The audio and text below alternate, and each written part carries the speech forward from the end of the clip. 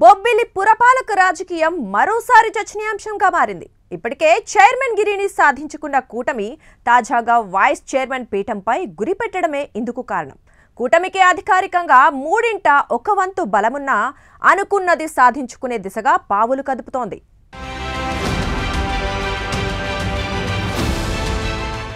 విజయనగరం జిల్లా బొబ్బిలి మున్సిపల్ పీఠాన్ని కైవసం చేసుకున్నారు కూటమి నేతలు. అందుకోసం పెట్టిన అవిశ్వాస తీర్మానాన్ని నెగ్గించుకున్నారు. ఎలాగైనా మున్సిపల్ పీఠం దక్కించుకోవాలని కూటమి నేతలు, తమ పీఠాన్ని పదిలపరుచుకోవాలని వైసీపీ నేతలు ఎవరికి వారి పక్కా స్కెచ్తో క్యాంప్ పాలిటిక్స్ కి తెరలేపినా చివరికి కూటమి నేతలే నెగ్గారు. ఈ అంశంతో విజయనగరం జిల్లా రాజకీయాలు ఒక్కసారిగా రసవత్తరంగా మారాయి.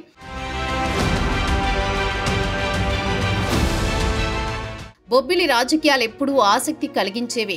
ఇప్పటికే పురపాలక సంఘ చైర్మన్ సావు వెంకట మురళీకృష్ణపై అవిశ్వాసం పెట్టి నెగ్గించుకుంది కూటమి. ఈసారి వైస్ చైర్మన్ పీఠం కూడా తమ వైపు తిప్పుకునే వ్యూహరచన చేస్తోంది.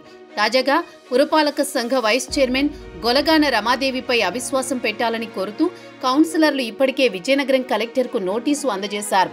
నోటీసు అందజేసిన వారిలో 10 మంది టీడీపీ, 9 మంది వైసీపీ సభ్యులతో పాటు ఒక స్వతంత్ర కౌన్సిలర్ కూడా ఉన్నారు. అధికార కూటమి అనుకుంటే అవిశ్వాసం నెగ్గించుకోగలదని చెప్పడానికి చైర్మన్ మురళీకృష్ణపై పెట్టిన అవిశ్వాసాన్ని నెగ్గించుకున్న వైనమే ప్రత్యక్ష సాక్ష్యం.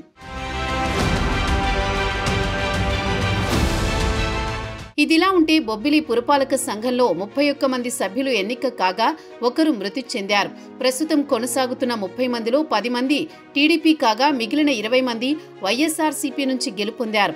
వైఎస్ఆర్సీపీకి చెందిన 20 మందిలో 10 మంది అసమ్మతి వర్గంలో చేరారు. వీరంతా చైర్మన్ కు వ్యతిరేకంగా ఓటు వేయడంతో వైసీపీ చైర్మన్ పీఠం వదులుకోక తప్పలేదు. తాజాగా వైస్ చైర్మన్ గొలగాన రమాదేవిపై అవిశ్వాసం పెట్టాలని కోరుతున్న నేపథ్యంలో చైర్మన్ అవిశ్వాసం నాటి పరిణామాలే తిరిగి రిపీట్ అవుతాయంటున్నారు పరిశీలకులు.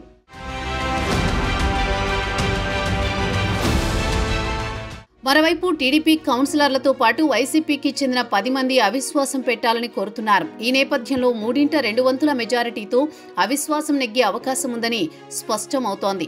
బొబ్బిలి పురపాలిక రాజకీయ పరిణామాలను కనుసన్నలతో నడిపిస్తోన్న బేబీ నాయన వ్యూహకర్తగా పురపాలక సంఘ రాజకీయాల్లో మరోసారి అనుకున్నది సాధిస్తుంది అనేది బొబ్బిలి వాసుల మాట.